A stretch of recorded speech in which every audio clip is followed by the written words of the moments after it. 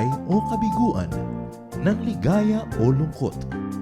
Kaya marapat lamang na tanggapin si Jesus bilang tagapagligtas at Panginoon. At matapos yun ay panariwain ang katapatan at paglapit sa Kanya bawat araw o day by day. Ang day by day ay naglalayong umalalay sa pang-araw-araw na pamumuhay. Narito po si Kuya Ed Lapis sa mensaheng pinamagatang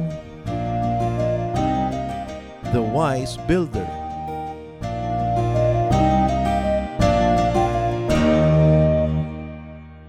Sa mga kaliit-liit ang salita ng Panginoong Hesus ay may mga ganggamundong kahulugan at napakaraming leksyon para sa atin.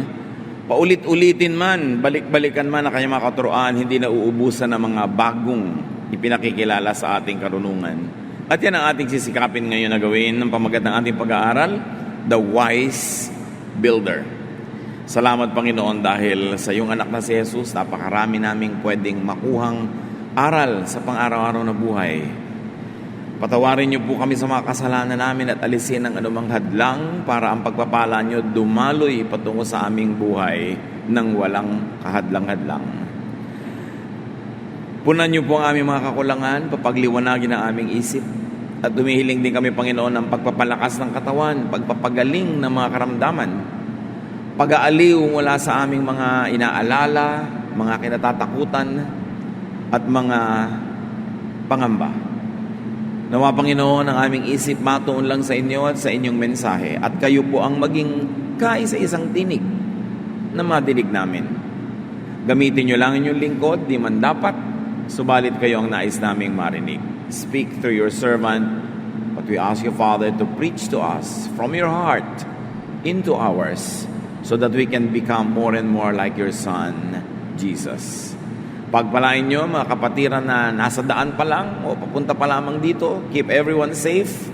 At yung mga hindi nakarating ngayon, Panginoon, pagpalain nyo ng maraming beses sa iba't ibang paraan dahil ang presensya nyo ay maaaring makaabot sa lahat sa amin. Quiet our hearts, sharpen our minds, give us obedient hearts. Father, we thank you, we ask you, in the name of your Son, Jesus, our Lord, our Savior. Amen. The Wise Builder. Matthew 7:24-25, na napakadalas pag-aralan at kamangha-mangha, maraming leksyon para sa atin. Jesus speaks here, "Therefore everyone who hears these words of mine and puts them into practice is like a wise man who built his house on the rock. The rain came down, the streams rose, and the winds blew and beat against that house. Yet it did not fall because it had its foundation on the rock." May iksi mga pangungusap, ngunit hitik sa kahulugan.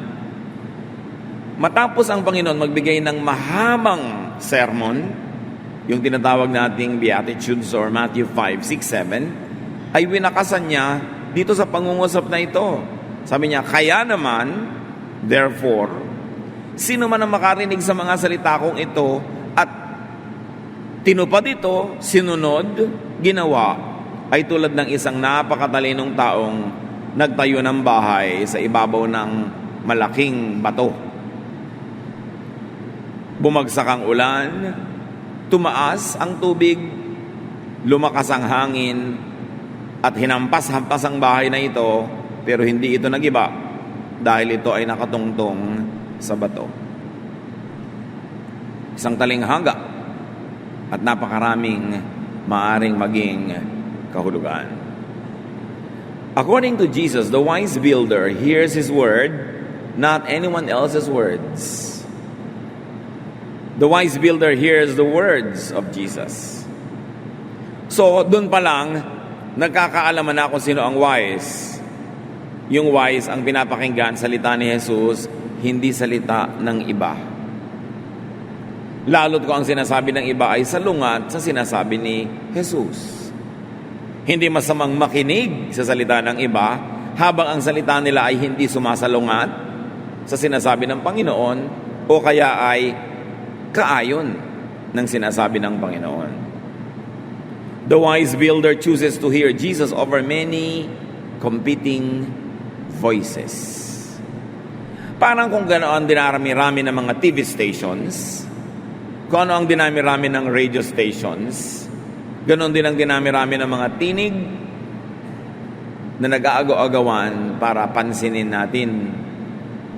Kung ano ang dinami-rami ng mga brands na nag-aagawan at nagpapagandahan ng mga commercials and advertisements para sila ang ating pansinin, ganoon din ang mga tinig na nangliligaw, may nagtuturo din ng tama pero hindi buong tama, may kaprasong tama, at meron namang talagang maling-mali. Dapat marunong tayong kumilatis kung ano at sino ang pinakikinggan. John 10:3-5, Jesus speaks, "The sheep know their shepherd's voice. He calls each of them by name and he leads them out, and they follow because they know his voice." The sheep will not follow strangers. They don't recognize a stranger's voice and they run away. Isang magandang halimbawa na nagmumula sa kultura ng pag-aalaga ng mga tupa. Ang mga tupa po, dahil marami sila, kailangan nila ng maraming tubig, maraming damo. Kaya ang mga tagapag-alaga, pagalingan sa paghahanap ng tubig at damo. Disyerto ang Israel, alam natin yon. Konti ang tubig at lalong konti ang damo. Dahil ang lupa dyan ay porous, pag umulan, hindi agad-agad sinisipsip ng lupa ang tubig. Naiipon sa ibabaw ng lupa. At kung nagkataon na ang formation ng lupang ito'y parang palanggana, may konting lambak, naiipon ang tubig doon at nagtatagal sumandali. Ngayon, ang mga tupa, dinadala sa ganung mga lugar ng mahusay na pastol. Dahil konti naman talaga mga ilog napakakonti. Inaasahan na nila baka umulan ngayong gabi, bukas ng umaga, una-unahan sila sa pagpunta doon sa lugar na may naipong tubig, inuman ng mga tupa. So kung maabilidad yung shepherd, napapainom ang mga tupa. Naihahanap ng mga tubo, mga damuhan na makakapagbigay sa kanila ng pagkain. Ngayon, dahil maraming mababangis na hayop, ang mga tupa ay kailangang ipagtanggol mula sa mga gustong kumain sa kanila, ng mga kapwa nila hayop. Kaya, pag inaabot ng gabi ang mga pastol, kung wala silang mapagtago ang kuweba, mayroong mga parang hotel sa gitna ng disyerto na tulugan ng mga shepherd at ng kanilang mga alagang tupa. Ito'y may bakod, karamihan ay bakod na gawa ng mga tinik, mga kahoy, kung ano-ano, bato. At mayroon lang itong isang gate. Ngayon, dahil sa dami ng tupang matutulog doon at iba-iba ang kanilang mga shepherd, dapat kilala ng tupa ang tinig ng kanilang shepherd. So pag nagpasukan na sila doon, kinaumagahan, hindi pa man lumiliwanag, kanya-kanya na yan ng lihim at tahimik na alisan doon sa lugar para mauna sila doon sa tubig, mauna sila sa damuhan. So pag gumising na ang shepherd, kung meron siyang tawag o sipol sa kanyang mga tupa, lahat ng kanyang mga tupa ay maririnig yung boses niya at kahit madilim, kahit hindi siya nakikita, ay sunod-sunod silang pipila palabas, pinangungunahan ng shepherd. Dahil nakakahalo-halo yung mga tupa na yon sa loob ng munting bakura na yon, kahit iba-iba ang may-ari. Ngayon, ano mangyayari sa tupa kung ang may tumawag at sinundan niya ay dadalhin pala siya sa katayan? Ano ang mangyayari kung ang tumawag sa kanya hindi naman pala niya tagapag-alaga at iba? Di mapapahamak siya. At yun ang tinutukoy ng Panginoong Jesus sa kanyang example. Sabi niya, alam niyo ang mga tupa ko, kilala boses ko. Pag ako tumawag, alam nila. At pag hindi ako, lalo't ikapapahamak nila yung pagtawag, hindi sila sumusunod. Dahil mapapahamak sila.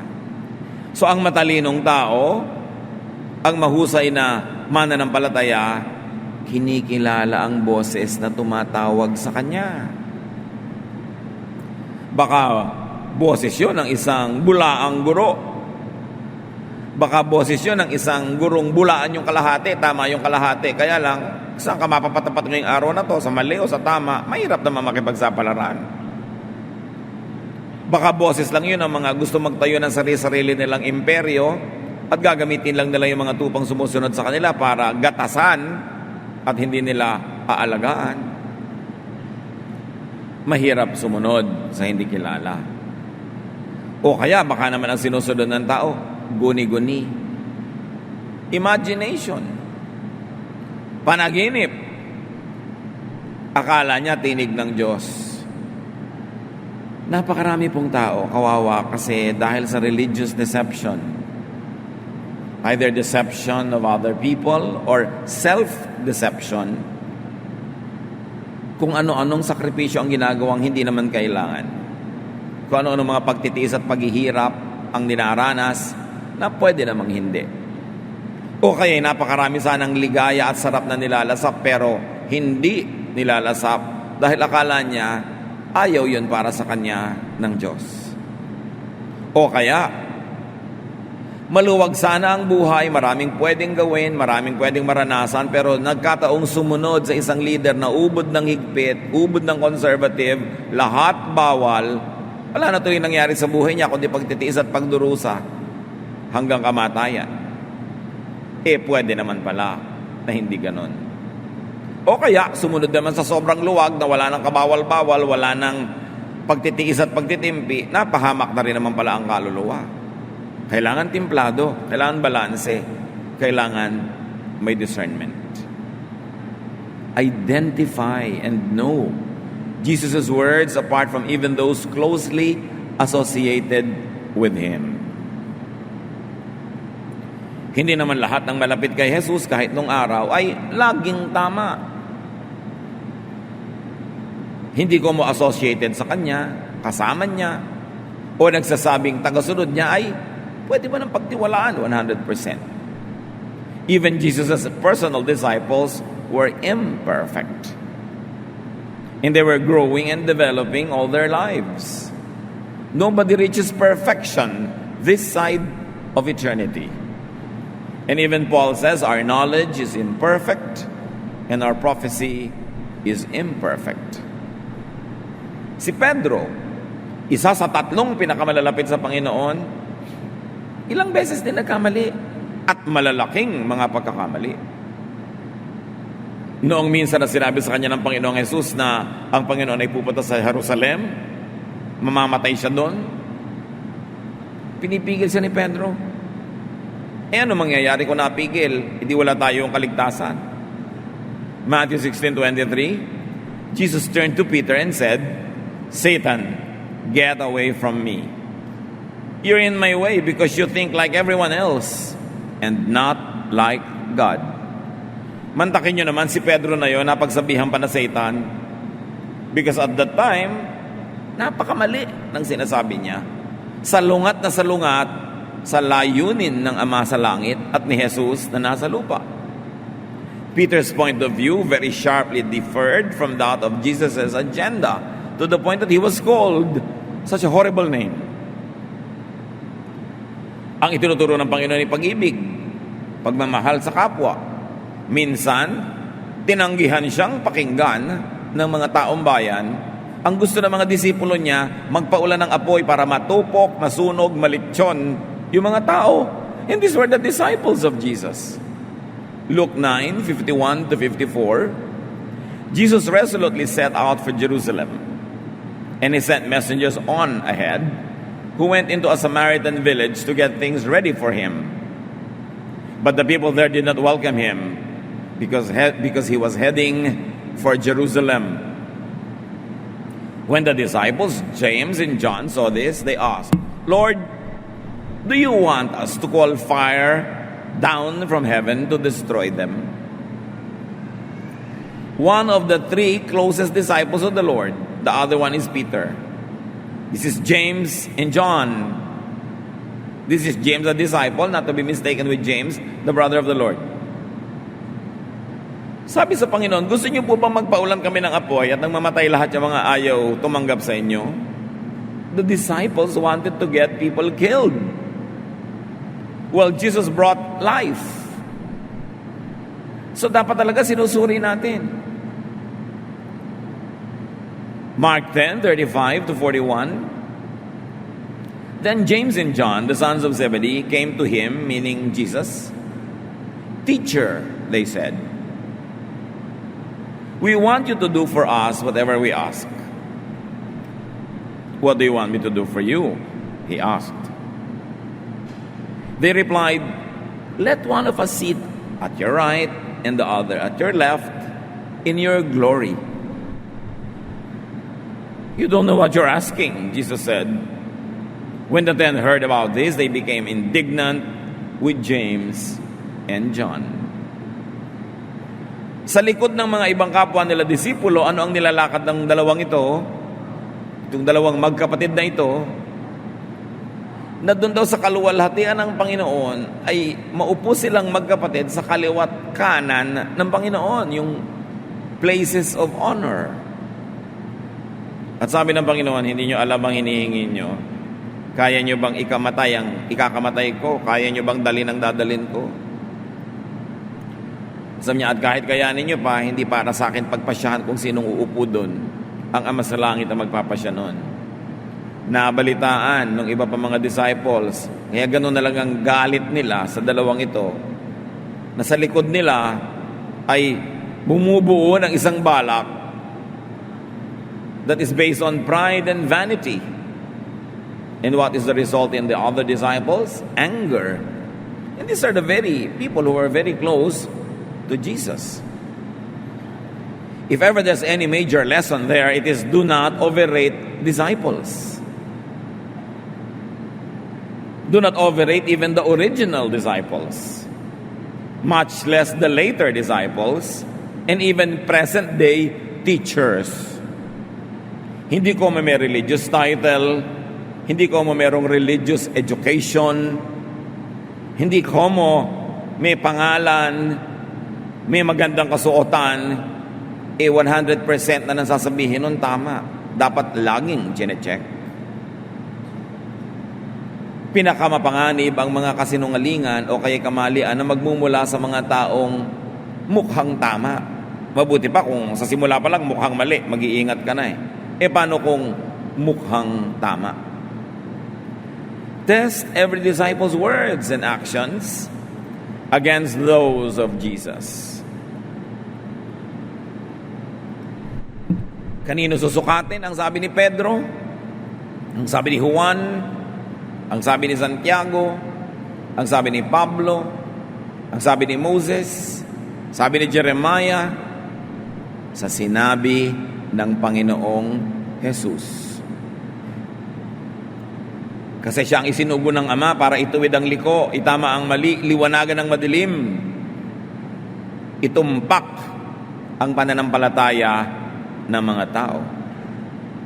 1 John 4:1, dear friends, do not believe every spirit, but test the spirits to see whether they are from God, because many false prophets have gone out into the world. Huwag daw basta maniniwala. Maraming huwad na mga propeta ang nagkalat sa mundo. Kinakarir na mandaya, manira ng hindi halata. Jesus says that the wise builder makes an effort to hear the words of Jesus clearly and well. Every believer has the right and privilege to study God's Word, especially the words of Jesus. Totoo, nakakatulong na meron tayong mga tagapangaral, mga guro, pero dapat nagbabasa kayo, nag-aaral ng personal. Binibigyan naman tayo ng Panginoon ng isip para unawain ang mga bagay-bagay. Huwag iasa lang sa iba ang pagkakakilala natin lalo sa Panginoong Jesus. Read, reread, read and reread, and never stop reading and rereading the Gospels. The story of the life of Jesus, the teachings of Jesus. Nakakatulong pag-aralan lahat ang sinulat bago ang Panginoon at matapos ang gawain ng Panginoon. Pero huwag kakalimutan ko anong pinakamahalaga, nandun sa pinakaitas-taasan niyan, ang Panginoong Jesus, ang kanyang turo, lalong-lalo ang kanyang pag-ibig at pagmamahal. Tingnan nyo, kung pinakinggan nyo yung dalawang disciple, tutupukin na ang isang barangay, papaulan na ng apoy. Pag pinakinggan pa rin sila, mag-aagawan ng pwesto, ng karangalan. Pag pinakinggan si Pedro, hindi matutuloy ang misyon ng Panginoong Jesus. Kaya suriin, hindi ko mo malapit sa Panginoon at may title, 100% na susundin mo. At kahit ang sinabi nila ay tama at totoo, titingnan mo pa rin yung konteksto. Maaaring tama, totoo at epektibo yung turo niya dun sa mga tao na sinulatan niya, tinuruan niya, pinagsabihan niya. Pero ikaw ba yung kausap?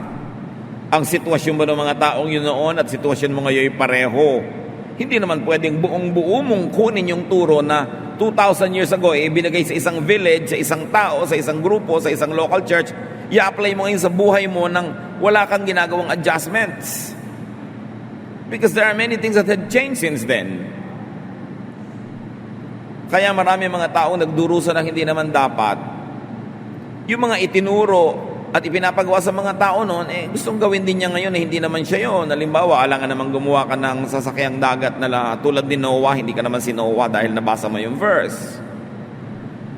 Papatayin mo ngayon ang lahat ng may mga imahen, hindi naman ikaw ang inutusan noon. Papalakulin mo, mamartilyuhin mo lahat ng imahen, hindi naman ikaw si Gideon na inutusan ng Panginoon. Hindi lahat ng nakikita nyo doon sa Bible gagawin nyo o ipapagawa nyo sa kapwa nyo. Dahil yung original na tinuruan nun, hindi naman kayo. So, kailangang sinusuri. Yung bang teaching na ito, specific lang para isang specific group, o specific time, o specific culture, o universal ba ito? Na pwedeng palawakin ang application, maging sa ibang lugar, sa ibang panahon, at sa ibang tao. Scholarship is very important so that the Word of God will set you free and not imprison you. That the Word of God will make your life beautiful and not ugly. That the Word of God will make you realize your potentials and not limit you. So religion can either set you free or imprison you. Depende kung paano ini-interpret at paano ina-apply.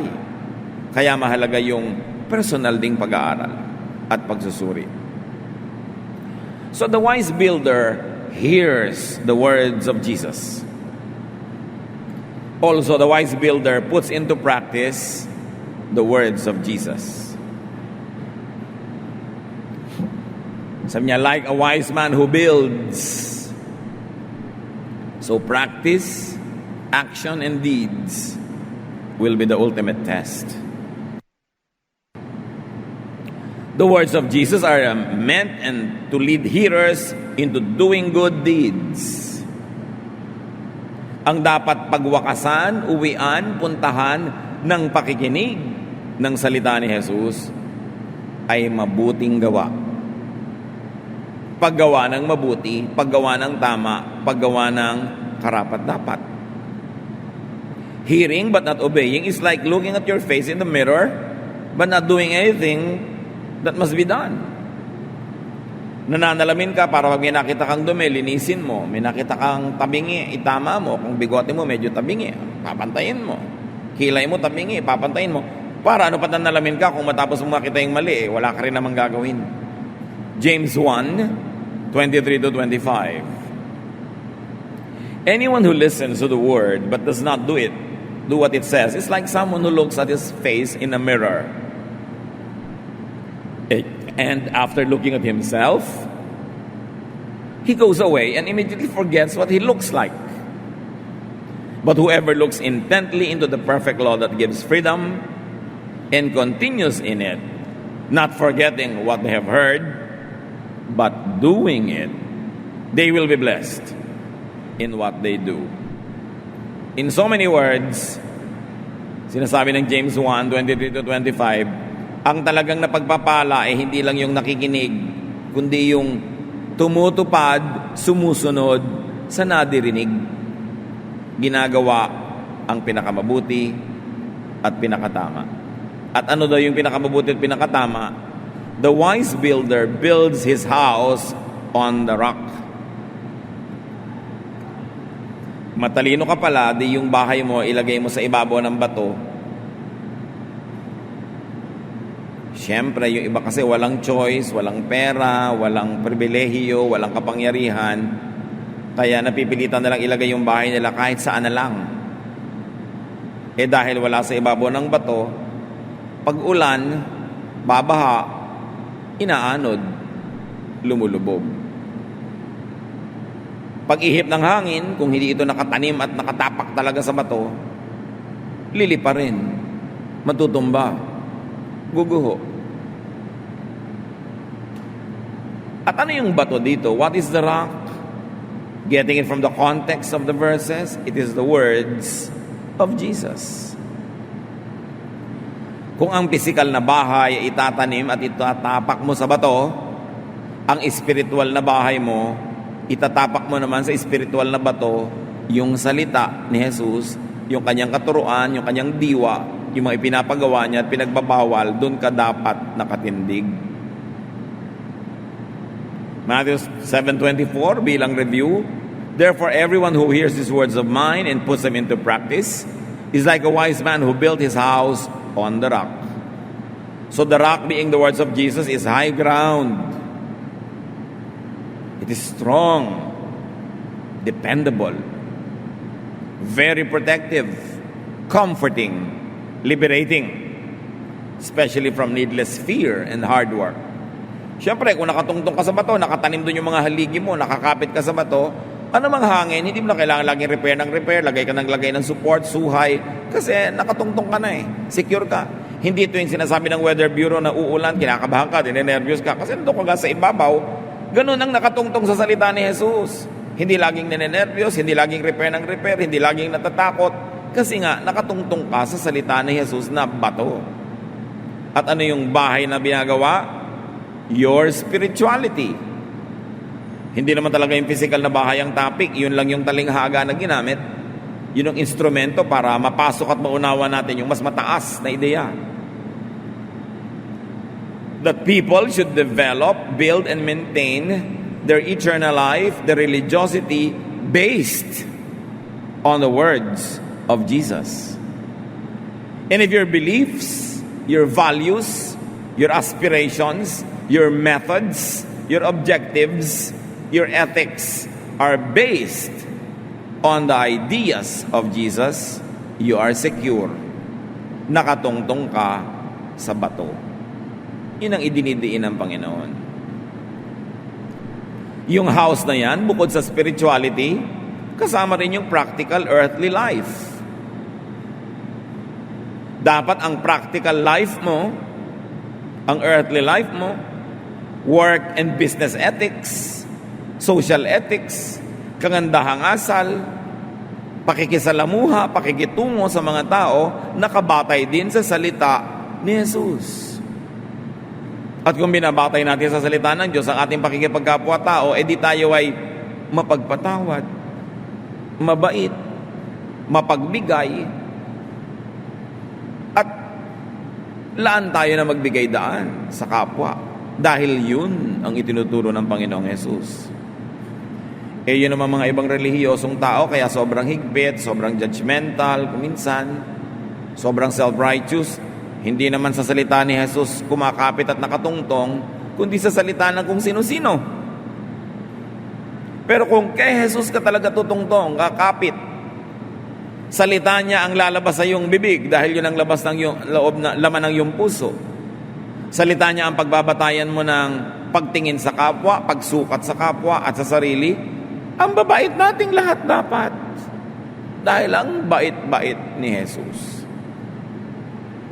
Pero kung mga satanic lies and deception na lumalabas sa ating bibig, kalupitan sa kapwa, gusto magpaulan ng apoy, yabang, pride, galit, hindi naman galing kay Jesus yun.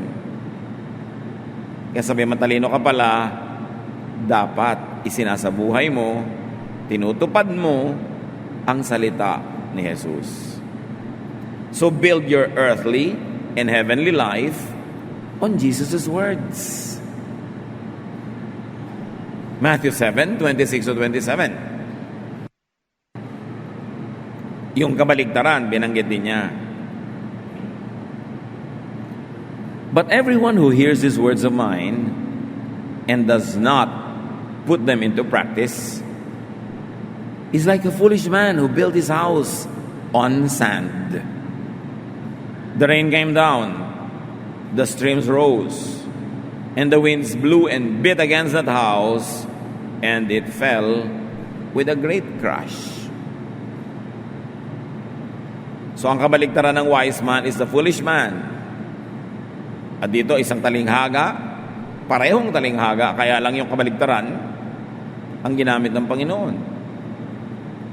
Lahat naman daw ng nakakarinig ng kanyang salita, pero hindi ito sinusunod, tinutupad, ginagawa, ay tulad ng isang hangal na tao na gumawa nga ng bahay, pero saan niya ginawa? Sa buhangin. Ano ba yung buhangin? Saan mo yun makikita? Eh di sa pampang ng dagat, sa pampang ng ilog, sa pasigan, malapit sa tubig, mababa ang kinakalagyan, at madaling anurin kasi hiwa-hiwala yung buhangin, hindi siya solid. Tumungtong ka nga sa buhangin pag dumating yung alon at tumama sa ilalim ng paa mo, mamaya yung tinutungtungan mong buhangin, nauubos dahan-dahan, nawawalan ka ng tinutungtungan, nalulusaw. Ganon daw, yung narinig na ang salita ni Jesus, hindi pa sinunod. Sa paggawa niya ngayon ng kanyang bahay, which is his spiritual life, o yung kanyang practical earthly life, marupok, madaling magiba, madaling malusaw. Nakikita naman natin yan sa pang-araw-araw na buhay natin. Pag may mga bagyo, although hindi naman siguro natin pwedeng sabihin foolish yung mga gumagawa doon sa mga pagkakataong wala kasi silang choice. Pero dapat humahanap talaga ng choice kasi whether you are foolish or not foolish, pag nandun ka talaga, you will still earn the harvest of a foolish person. Lulubog ka rin, magigiba ka rin, nenervyusin ka rin. Kaya ating ipinamamanig sa mga kababayang nakatira talaga sa sand, sa tabi ng ilog, sa mga maaari kang anurin, malunod, magiba ang bahay, mabasa, lumubog, gawin nyo na sigurong project ng buong buhay nyo, the biggest project of your life, humanap ng ibang matitirahan. Alam nga namang tuwing uulan, nenervyusin kayo. Ang daming ulan na dumarating. Alam nga naman tuwing lang babaha, basa kayo. Tuwing may bagyo, lilipat kayo. Paulit-ulit, minsan, mabuti sana kung minsan paulit-ulit yun. Kaya sikapin. Alam natin, merong mga hindi makaya dahil kulang ang pera. Pero kulang na nga, nababasa pa yung pera nyo. Di lalo namang mawawala yung pera. So, mahirap nga kami. Oo nga, kaya yung konti mo na pupunta, naaanod pa. Kaya talagang dapat pag-isipan ng ganyan mga bagay. Pero kung babalik tayo sa example ng Panginoon, the opposite happens to the foolish builder. Sand could be equated with words that are not of Jesus, but of someone else. Sand here are words that are not in agreement with the words of Jesus. Pag daw gumawa ka ng pangarap, ng pananampalataya, ng relihiyon, ng paninindigan, sa hindi naman salita ni Jesus, delikado. Madaling magiba, hindi tatayo pag dumaan sa pagsubok. So listen for the words of Jesus. Marami ang kakumpetensya ngayon. Ang kakumpetensya ng salita ni Jesus, hindi lang salita ni Satanas. Pwedeng salita ng teacher, salita ng sweetheart, pwedeng salita ng advertisement, salita ng desire or salita ng iyong mga pinapangarap sa buhay. Laging sukatin kung papasa at suswak sa salita ni Jesus and build upon the words of Jesus. Build your faith, your eternal life. Build your big earthly dreams and small daily tasks. Build your thoughts, aspirations, and standards. Build your life on the words of Jesus. Doon ka nakakatiyak. Matthew 24:35, Heaven and earth will pass away, but my words will never pass away. Know Jesus' words. Live by them. Be wise. Salamat, Ama, sa iyong mga muling pagpapaalala na pwede kami magpakatalino. Pwede rin kaming magpakamangmang. Nasa amin ang choice. Ituro mo sa amin, Panginoon, at pumili ng tama. Itanim sa aming puso, sa aming isip ang inyong salita. Yun ang mauna lagi doon, at doon namin sukatin ang lahat ng ibang ideya at salitang gustong manaig at gustong maghari sa buhay namin. Teach us, Lord, to always measure everything and every idea by the words of your Son, Jesus. Give us the wisdom not only to understand, but also to obey. Turuan niyo kami, Panginoon, na ang buhay namin maging matibay, hindi nagigiba, naaanod, naapektuhan, nayayanig ng bawat ulan, bawat bagyo, bawat baha. Pagbulay-bulayan natin, mga kapatid ko, anong kahulugan nito? Identify areas in your life where you know very well what Jesus says and yet you don't obey. And thank God for all the other areas of your life where you know what Jesus says and you obey. Identify areas in other people's lives where we become the obstruction, we become the hindrance for people to obey Jesus. Pagbulay-bulayan natin kung ano rin ang pananagutan natin sa ating kapwa kung tayo nagiging hadlang na sumunod sila sa Panginoon. Panginoon, papaglinawin niyo po ang aming isip. Turuan niyo pa kami ng mga di pa namin alam. Paigtingin niyo pa yung dati na naming munting alam para lalong bumuti ang buhay namin at lalo namin kayong madakila. Spend some time with the Lord, pondering the personal meanings in your life of this wonderful teaching from Jesus.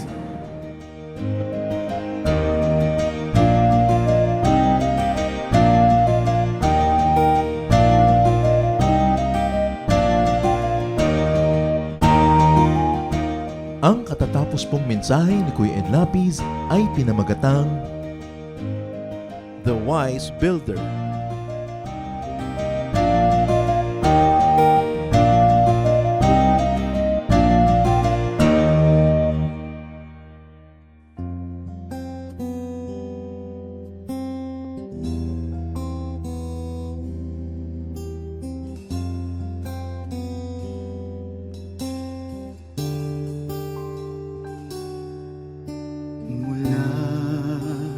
Sa sinapupunan, ako'y iyong kilala.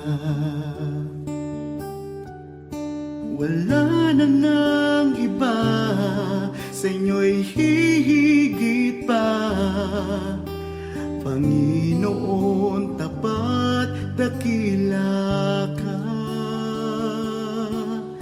Kayo lang ang pupurihin at siyang tatanghalin, pagkat kay buti-buti niyo sa akin.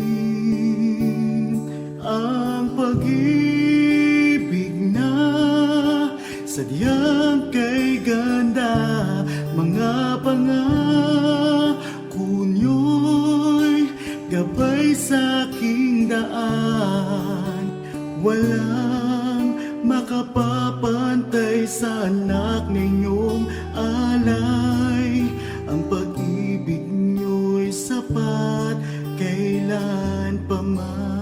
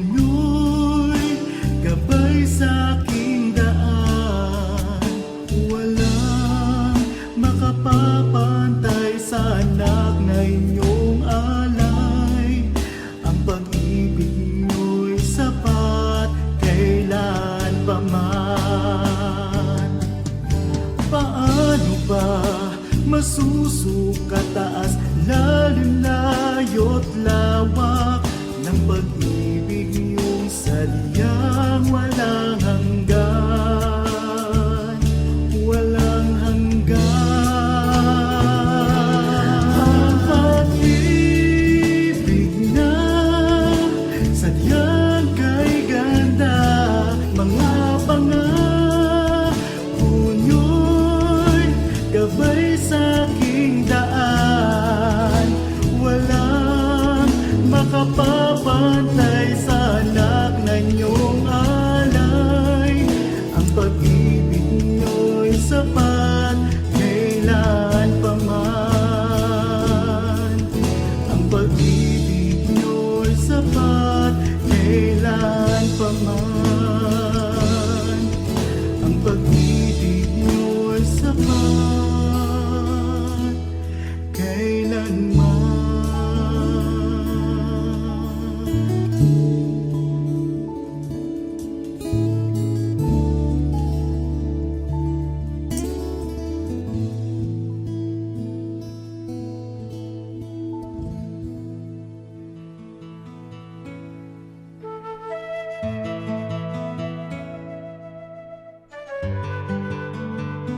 Bakit ang Pilipino kaladkarin yung sumasama kahit saan?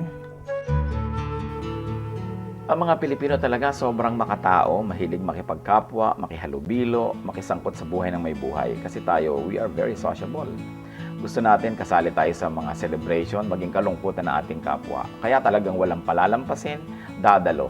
Lalong-lalo na nung araw na wala namang masyadong pinagagagawa ang mga tao sa mga probinsya, sa mga malalayong mga bukid. Siyempre, pagkakataon na nila na makisalamuha pag may okasyon.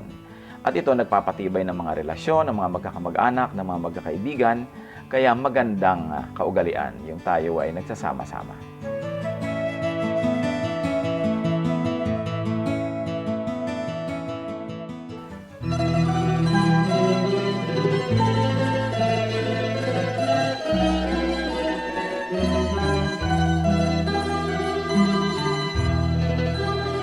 O Diyos, kayo'y aming pupurihin.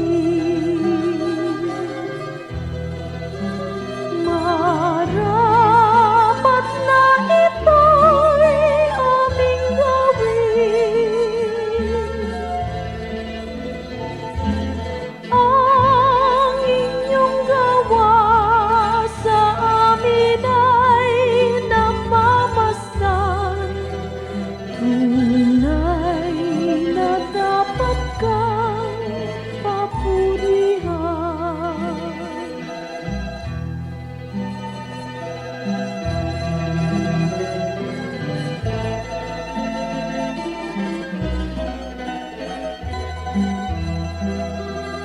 O Diyos, kayo'y aming sinasamba. Tunay na Diyos kayo't walang iba.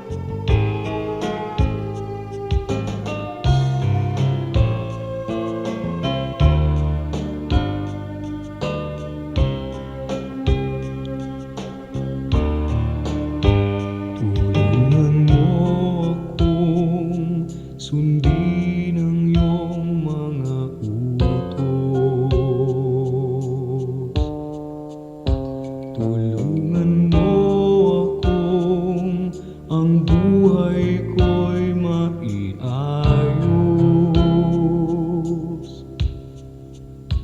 at sa mga tukso tulungan mong pigilin ang sarili ko.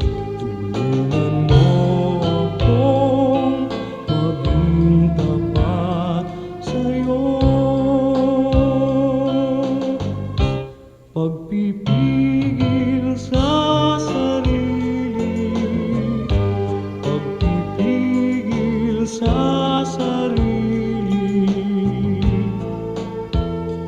Kung nalulungkot at nalulumbay, magtiis at maghintay. Pagpipigil sa sarili, pagpipigil sa sarili. Ang ituro mo sa buhay ko, Jesus.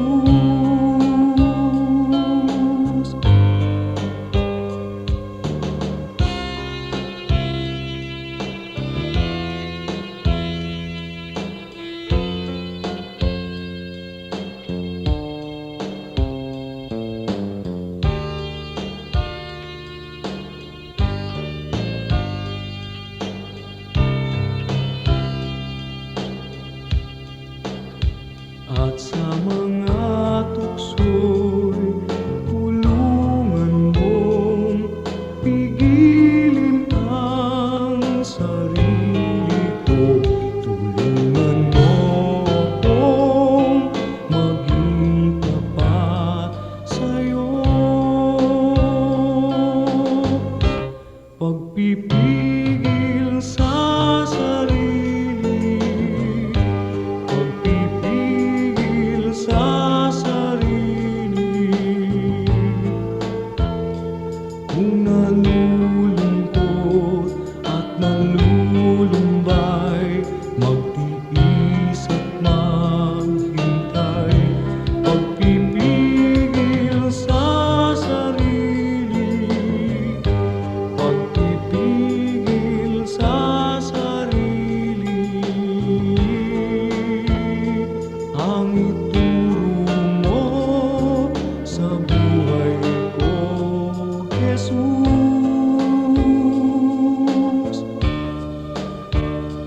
Ang ituro mo sa buhay ko, Jesus.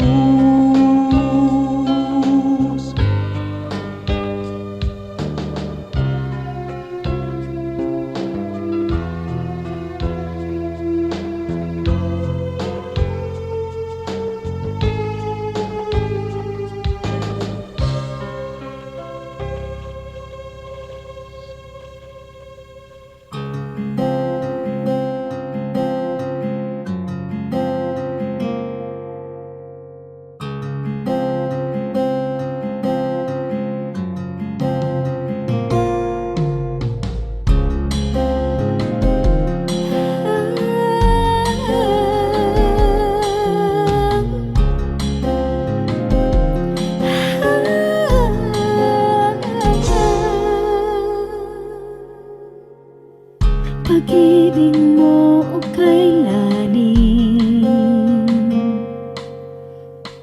sukat man lumayo'y mahal pa rin. Liparin ko man ang dulong ng langit, sa piling mo pa rin magbabalik.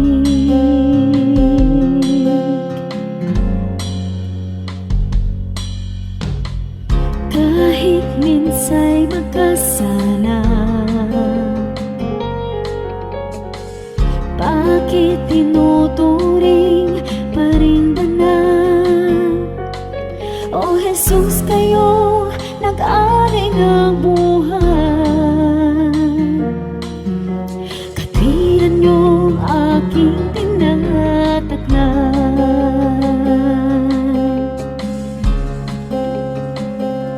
o tanggapin,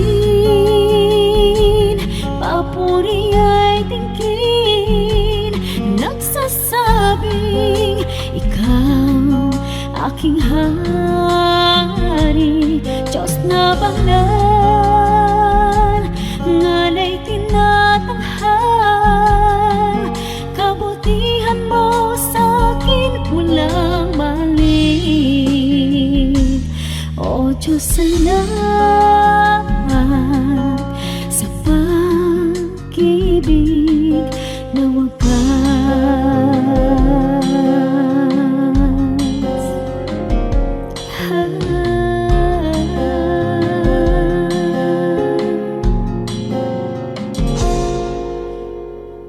Lagi naman itong isip, ngalan ko sa palad mo inukit, walang sino mang maaring magwala, kaligtasang ikaw ang naglikha.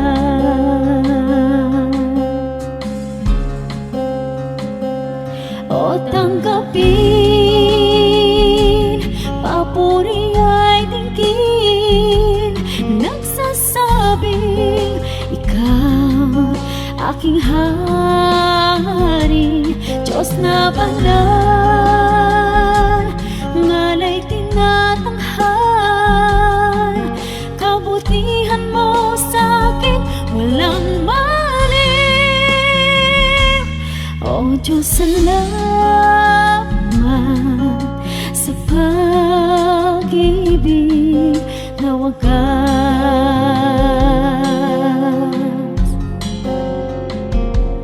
O tanggapin, papuri ay tingin, nagsasabing ikaw aking hari, Diyos na banal, ngana'y tinatanghal, kabutihan mo sa'kin walang mali. O Diyos, salamat sa pag-ibig na wagas.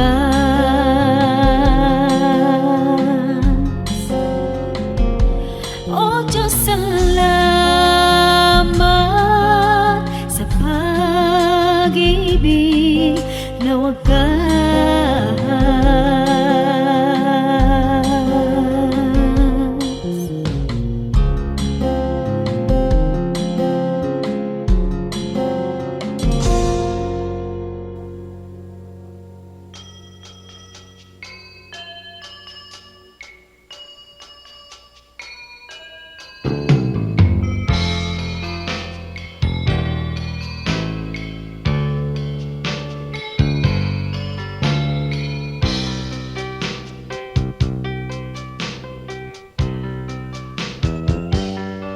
Nais kong mamasdan ang ngiti sa bawat labi, kagalakan ay maghari kailanman.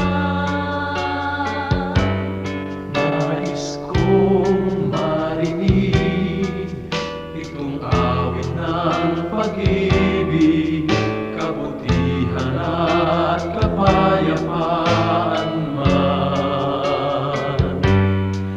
Nang matutunan kong pigilin ang sarili kong minsan, puso ay bigyan ng kahinahunan.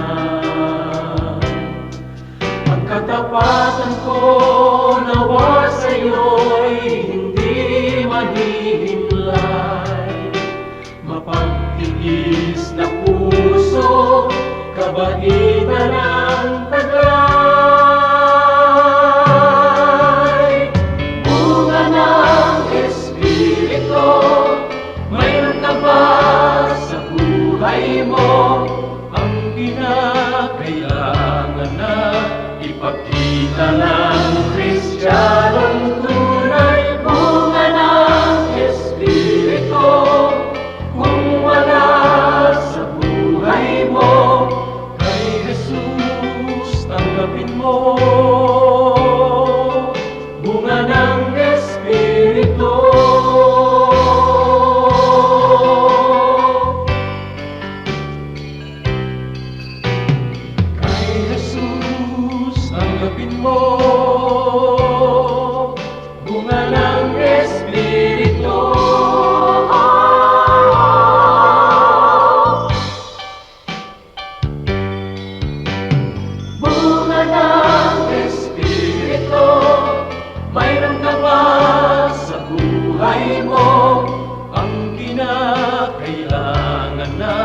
ipakita ng Kristiyanong tunay, bunga ng Espiritu. Kung wala sa buhay mo, kay Jesus tanggapin mo, bunga ng Espiritu.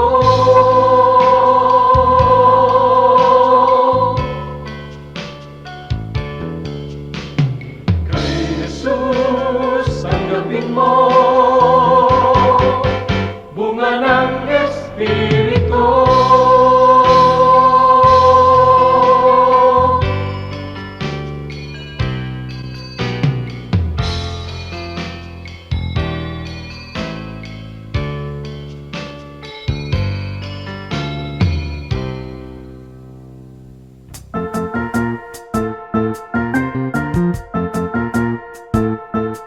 Oras na po para pansamantalang magpaalam ang programang Day by Day.